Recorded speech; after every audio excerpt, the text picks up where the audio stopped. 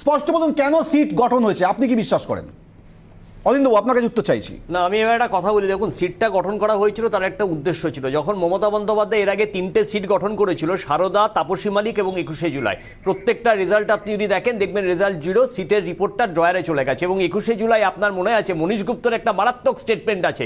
এই মনীশ গুপ্তকে যখন জেরা করা হয়েছিল এবং কমিশন যখন জিজ্ঞেস করেছিল, মনীশ গুপ্ত বলেছিল কিছু লোক মদকে গুলি বর্ষণ নিয়ে গিয়েছিল। সেই গুলি বর্ষণে মমতা বন্দ্যোপাধ্যায় কি তাহলে সেই মনীশ গুপ্তকে মাতালে নিয়ে গিয়েছিল? এবং কলকাতা হাইকোর্টে যখন হিয়ারিং হয়েছে তখন বলছে সিট গঠন করেছি, আমাদের আর সিবিআই এনকোয়ারি দরকার নেই। যদি আপনি অপরাধের সঙ্গে জড়িত না থাকেন বা যদি অপরাধের সঙ্গে জড়িত না থাকেন, আপনি যে কোনো তদন্তকে ফেস করতে পারবেন।